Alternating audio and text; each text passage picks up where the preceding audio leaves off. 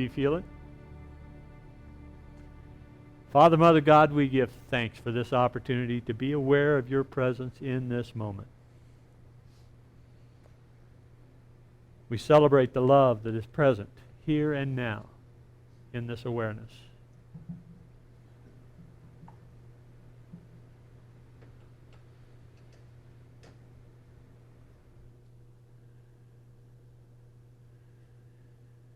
As we open ourselves to the flow of your love through us into this moment, we feel blessed. We feel lifted. We feel healed and made whole.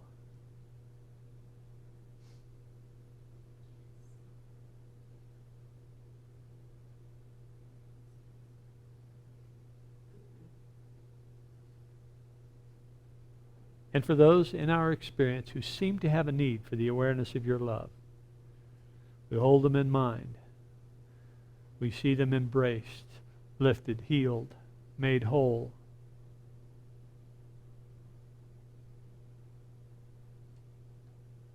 And we see them coming into the awareness of the source of this love, you. And for this opportunity to be ministers of your word, we give thanks. And so it is that together we say, Amen. Amen. Welcome to the internet audience. If you would like to tweet any questions to me, I'll answer them at the end of the session. And that address is Living Water Unity. The letter T. So, good morning, everyone. Good morning. I heard the celebrations going on, and I will share with you that today is Linda's and my 47th wedding anniversary. It's an amazing thing that she has put up with me for these 47 years. But it's been an interesting trip. And that trip has taught me a number of things. It's given me an opportunity to fail, which I took advantage of. It has given me an opportunity to sit up and say, oh, well, that wasn't quite so bad. Now maybe I can stand up. And so it is that, life unfolds. Well, as we look at the teachings of Charles Fillmore, we see that he indeed was one of those that got knocked down. He rolled over, he sat up, he stood up, learned a little bit from the experience, and continued in his life. Okay, thank you. Well, give in love. It's interesting, sometimes I look at the daily word beforehand, sometimes I don't. Well, today was the day that I didn't look at the daily word as I was planning my talk. And I love how the daily word just worked out perfectly for what this talk is about.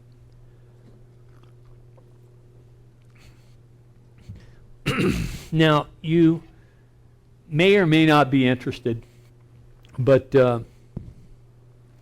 the saga of the tabletop continues. Okay, so I'm going to give you just a little bit about that. We attempted to buy this. We did buy this travertine table several weeks ago, and I attempted to hire someone and transport it to my house. And as many of you know, that was not a successful transport. That is, we got all of the tabletop there except for a few crumbs that cracked off and fell on the road. But we got home, and we got home. Come back. There we go. We got home, and it was in 5 pieces. Actually, it cracked 2 more times between there and when we got home. So this is the tabletop as it was glued, and then this is the tabletop looking underneath as it was braced by plywood and mortar. And this is the tabletop. You can see these cracks that are going the whole length. So that's the top of the tabletop. And So I'll have more stories for you about how this unfolds. But it's interesting that this tabletop is really an interesting example of the prosperity teachings. I expressed to you earlier that when I saw this picture, when I saw this, I demonstrated just how far I am away from enlightenment. But the opportunity to bring this back together and make it whole again has really been an interesting challenge, and actually I'm enjoying it, even though it's taking up a lot of my time. Well, today we're going to talk about tithing. I know, please don't run out the door. We're going to talk about tithing, and it's going to be well, one of the reasons that frankly I don't talk about tithing very much is because of this thing called the prosperity gospel. How many of you have heard of the prosperity gospel? The prosperity gospel is a popular teaching among the evangelical and some traditional Christian churches, in that it states that if you please God, God will reward you. And the way you please God is by tithing, right? Okay, so there are several things that are wrong in my mind about that concept. First of all, the assumption is that there is a God out there that has an opinion and is waiting to bestow upon you the rewards that are available if you follow the rules. And part of those rules are, one of the rules is to give to church, right? Let's build this humongous thing that the neighborhood can see and that everybody can be in awe of. Well, okay, that may work for someone, and in fact it does work for many people. The problem with that is that if prosperity does not come about as a result of giving to the church, there is no way to debug, there is no way to problem solve, there's no way to re-engineer the process or your beliefs, because, well, I gave my $100,000 to the church, but I still have to declare bankruptcy. Or I gave my $100,000 to the church, and my wife still got cancer, or whatever, right? There is no way to undo or to figure out what went wrong, because it's based upon an invalid assumption that there is someone out there that is either being pleased or not being pleased by what I have done. And thus, I have had my reward withheld for some reason. Well, maybe if I gave $200,000 to the church, right? I recently saw a story of a minister down in, I think it was Georgia.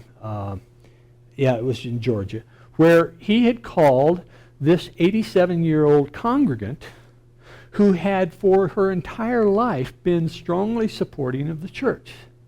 But she had fallen into ill health, and her funds were being used to accommodate the medical issues.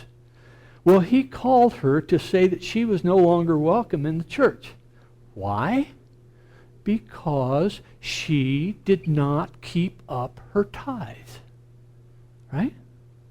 Now, that's an outgrowth of this prosperity gospel, that unless you give to the church, then you're not going to be rewarded. And obviously you didn't give to the church enough because you fell ill, and God is demanding that you tithe more than, because if you tithe more, you will get better, right? Okay.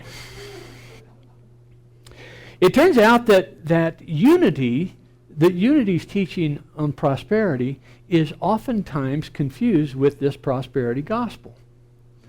And part of that actually I consider to be Charles Fillmore's fault. Charles Fillmore is co-founder of Unity, and no, he is not a saint.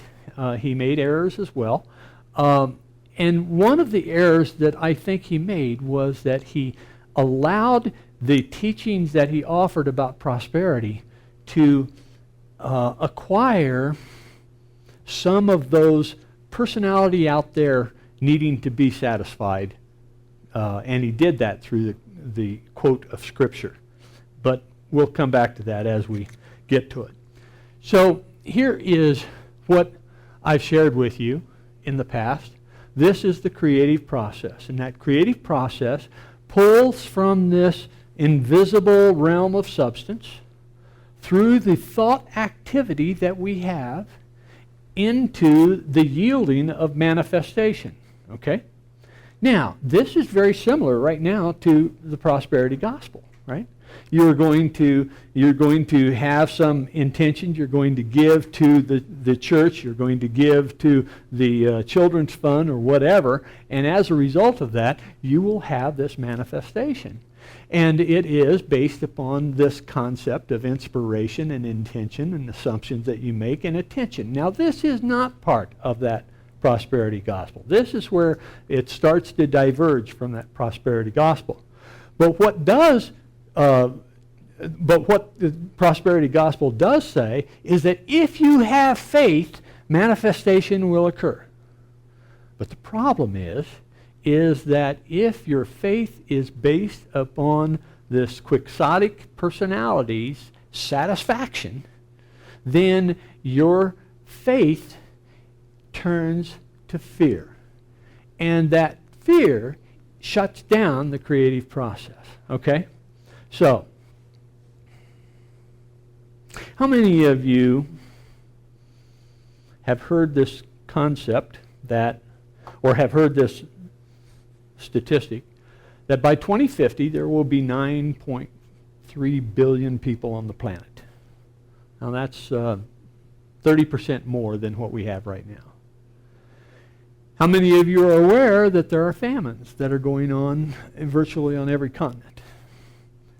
Well, it turns out that economists, almost all economists agree, at least those that have responded to this question, that there should be no reason why we have famine on the planet. There is plenty of food produced. I look at how much our restaurants throw away, right? Look how much our supermarkets throw away because it is past the expiration date, or it has flaws in the skin of the fruit, or the bananas are now more brown than they would allow them to be sold. There is plenty of food on the planet that no one should be hungry. But why is it that we have famine? Because of selfishness. Selfishness. Selfish at the corporate level, selfish at the individual level. Selfishness. Selfishness is based upon this idea that there is something to fear. That if I don't grab for all I can get right now, that someone else is going to get it, or that I'm not going to have enough when the bad times come. Well, so we take a look then at this idea of selfishness, and we expand that a little bit. When we sit down to write our checks, what kind of thought goes through our mind? Wow, that's a high public service bill or Xcel Energy bill. Wow, I didn't realize I spent that much on food this month. Or, man, the rent just keeps going up. So when we write the check, it's with a grumbling kind of attitude. What if instead we had the approach of blessing those that we are paying? Charles Fillmore on page 126 of Prosperity says, bless your creditors with the thought of abundance as you begin to accumulate the wherewithal to pay off your obligations. Keep the faith that they had in you by including them in your prayer for increase. Begin to free yourself at once by doing all that is possible with the means you have, and as you proceed in this spirit, the way will open for you to do more. For through the avenues of spirit, more means will come to you, and every obligation will be met. Some of you may have received a check from Living Water Spiritual Community for various reasons, and above the signature there is the phrase, "May God bless you with abundance." So our intention as we pay our creditors is to bless them as they have blessed us, right? They have blessed us with the opportunity to purchase this building. They have blessed us with the opportunity to turn on the lights. They have blessed us with the opportunity to clean the place and, whatever. Wherever our monies are spent, we are spending those monies because we have been blessed with services to allow us to fully operate. Well, Fillmore offers us if you will, a plan for righteous giving. And this is not, he didn't use this phrase specifically, but in Prosperity, pages 134 and 135. In order that the plan of giving may be successful, there are several things that must be observed. First, there must be a willing mind. If the readiness is there, it is acceptable according to as a man hath, not according to as he hath not. God loveth a cheerful giver. You see that? You see how that phrase, that quote from Scripture, now puts it back into the context of, well, God out there is loving you because you're giving. That's a problem, right? That refreshes that old concept that there is someone or some being out there that is judging us as to what we are doing or not doing. Secondly, the giving must be done in faith, and there must be no withholding because the offering seems small. A third requisite for keeping the law of giving and receiving is that the offering shall be a just and fair proportion of all that one receives. The amount was settled by Paul, and the measure he gave was as he may prosper. There is a certain definiteness about this, and yet it admits a freedom for the giver to exercise his individual faith, judgment, and will. So this this teaching that comes out of Paul and comes out of the Old Testament, it turns out that Jesus has a little bit different take on it, but we'll take a look at that in a moment. The teaching that comes out of the Old Testament and out of Paul is this idea that there is this judging being that is going to evaluate the gifts that we give and respond in accordance. Well, let's put it in the context that Fillmore actually teaches about the nature of God. He teaches that God is mind, right? God is mind. God is divine mind. And I have said before that I see it not as mind, which is a static network or realm, but I see it as activity. So God is consciousness itself, all right, resident in this realm of mind. So God is consciousness itself. If we look at what we know about physics today, there is an underlying nature of the universe that virtually all physicists will agree to. That is that it is vibration. The form of that vibration is debated. Some will say, well, there are vibrating strings, and others say, well, there are vibrating fields, and others will say, well, yeah, except that's not quite right because we don't have the language to describe what is reality. But if we consider that that consciousness is vibration, the nature of consciousness, the underlying nature is vibration, then it seems to me that the appropriate analogy that we can use is that when we are in harmony with this underlying vibration, things go well.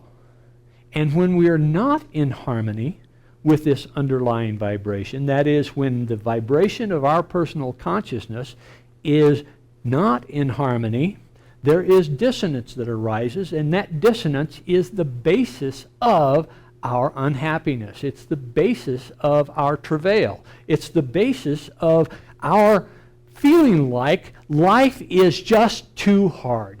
Why does it have to be so hard? Well, it has to be so hard because you've chosen to be hard. You have not chosen to step into that which is harmonious with the underlying vibration, which is God. And so that, how do we know that? We don't have a chart to say, okay, these are the frequencies that you need to be in harmony with, right? We don't have that source available to us. What we do have is we have our experience, and our experience is going to yield to us the feedback as to whether or not we are in harmony. Oh, that feels good. Oh, wow, I feel connected with that.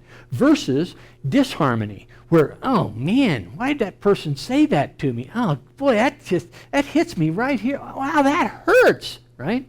So we have this experience which can then be our reference. And as we get older and older, and yes, older, we will have a greater library of experiences that we can draw upon to say, yeah, that feels good. Yeah, I remember that worked. Oh boy, I remember that didn't work, so I'm going to avoid doing that again, right? That's what experience is about. It's about accumulating this catalog of yays and nays of our behavior and our relationships. So as we grow in experience, most of us will grow in peace of mind.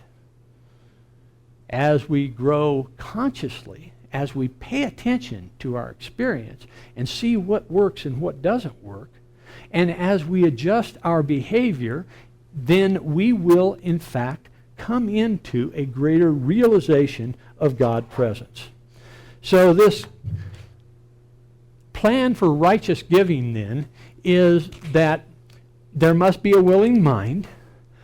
The giving must be done in faith. Now, faith is present when fear is not, right? Can we agree that faith is present when fear is not? That's why fear shuts down that process. And that keeping the law of giving and receiving is that the offering shall be a just and fair proportion of all that one receives. Why? If it's not a just and fair proportion, then what is happening is that selfishness is coming in to peel away some of that offering. Now, unity ministers will say that the just and fair offering must be given to the source of your spiritual sustenance. I say that that's a good plan. However, it is not, it is too restrictive. What Paul said is that there is a certain, what Fillmore said about Paul is that there is certain definite about this, and yet it admits of freedom for the giver to exercise his individual faith, judgment, and will. When you look out upon the world and you see something that needs to be resolved, something that needs to be corrected, if you approach that and say, oh man, if I don't do something, something bad is going to happen. What's your driving force there? Fear. Fear is your driving force. Now, what happens when fear is present? When fear is present, love is absent. But giving is all about being in the state of love. It's about giving in love. So if you see that there is something that is wrong, that if you don't fix it, it's going to get worse, you are dealing out of fear. If you see that there is something that is wrong and you recognize you have resources that are available to offer some relief, that's a different story, isn't it? What you're doing is you're saying, I love it all, unconditionally. And what I give is given in love rather than in fear. There is a subtle difference between this, and I encourage you to pay attention to those places where you are sensing fear, where you are sensing selfishness, when you are sensing a withdrawal from the connection of the all that is all. And pay attention when you are giving out of love. You're giving out of a sense of abundance. You're giving out of a desire to lift and to nourish and to enhance and empower. Those are different approaches, and it's just within your own consciousness where it is, right? I mean, it's not about who judges that which you are giving as to whether or not it's coming from fear or love. It doesn't make any difference what others think. It's what you are experiencing individually. And when you are experiencing that individual experience of love, coming from love, wow, you are now into the flow. Well, Fillmore offers this idea about tithing in particular. When man learns that a higher law than human custom and desire is working in the earth to bring about justice, righteousness, and equalization, he will begin to obey that law by tithing, loving his neighbor, and doing unto others as he would have them do unto him. Then man will reach the end of all the troubles brought upon himself by his selfishness and greed, and will become healthy, prosperous, and happy. Tithing, in the traditional sense, tithing is about giving a tenth. Why a tenth? Well, because it was considered to be sufficient enough that it will stir up the fear of the fear of lack if it is present. It's kind of like stirring up the mud so that the mud can be filtered out. Tithing is about stimulating your fear so that you can recognize that fear is there. Because if you don't stir it up, if you don't step into situations where that fear can arise, you won't know that it's an underlying aspect of your consciousness. So tithing is about that. Giving, loving your neighbor. What are the two great commandments? Love God with all your heart, love your neighbor as yourself. And do unto others as he would have you, as you would have them do unto you. Okay? So these are ways that you can assess your state of consciousness at this particular point in time. When you write a check, is it out of a grumbling resentment, or is it out of a blessing of those who have offered the products, the services, the opportunities, whatever, to you? So, are you getting a sense of what that's about? It's about changing the way you look at life. It's changing the way you look at your part in creation. It's about loving all that is as it is. So Fillmore also offered this in page 113 of Prosperity. He says, another blessing that follows the practice of tithing is the continual letting go of what one receives, which keeps one's mind open to the good and free from covetousness.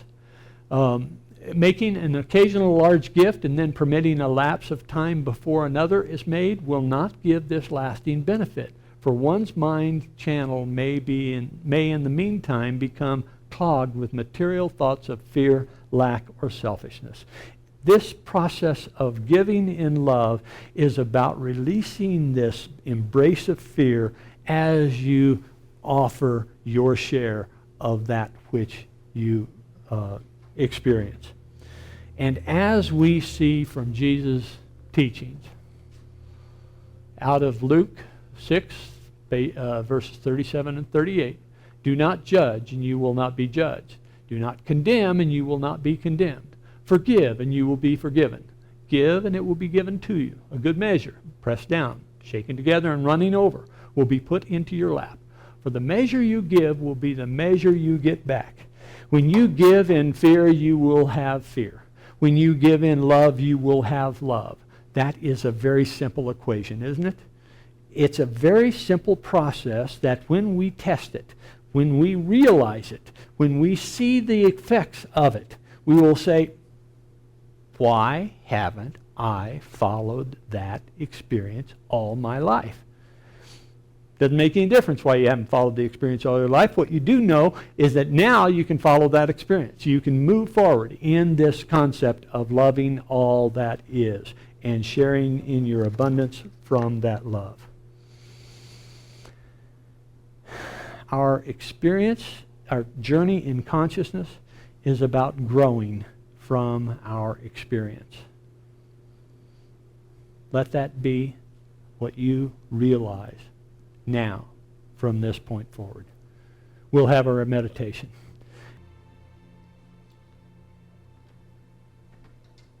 I'd like to spend a few minutes in an experience here. This experience is one of love.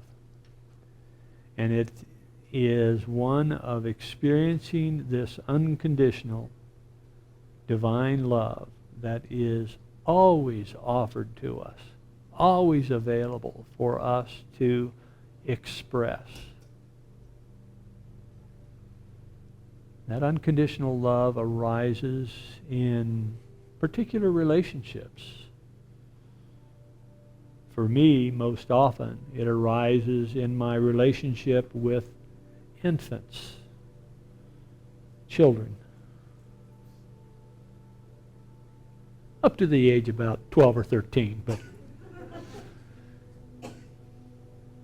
so where that experience arises, when you feel that feeling of just love, that feeling of love is universal. While I can't describe to you exactly what my experience is, nor can you describe to me what your experience is, out of that relationship with children, there is often the outflow without any expectation of return. That's what I'm talking about. That's the love that I'm talking about. That's the unconditional love.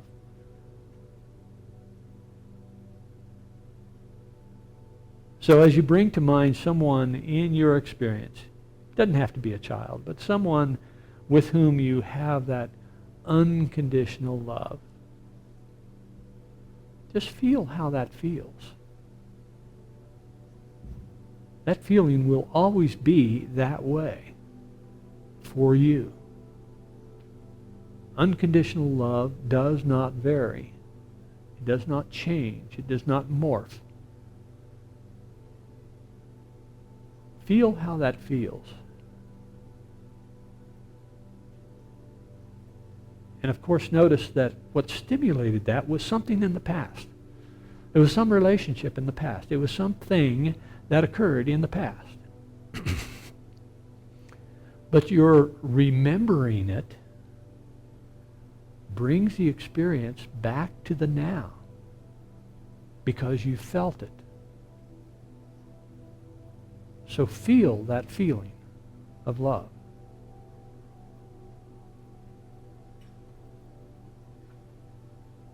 Feel the temperature of it.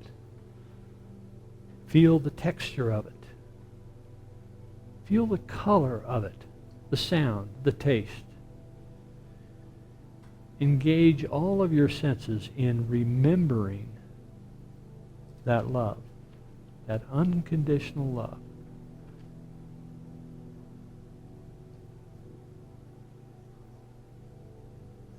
That's the feeling that I'm talking about in giving in love. Giving with that feeling of love in your heart as you write that check, as you help that person, as you spend your time or expertise in lifting and nourishing someone else. Feel that love while you do it.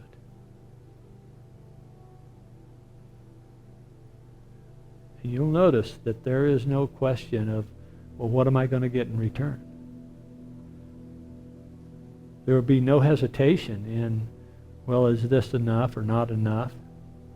You'll know that you are giving what you can give in that moment. Unconditional love.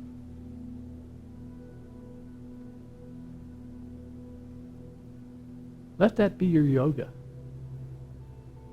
In all of your relationships, in all of your activities, let that be your experience of unconditional love.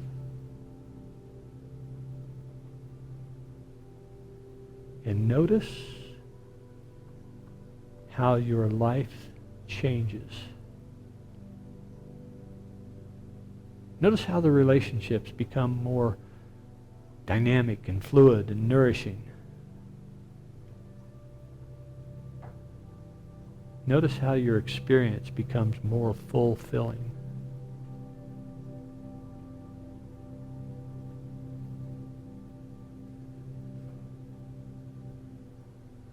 And then when you're finished, repeat. Like those directions on the shampoo bottle. Wet, wash, rinse, repeat.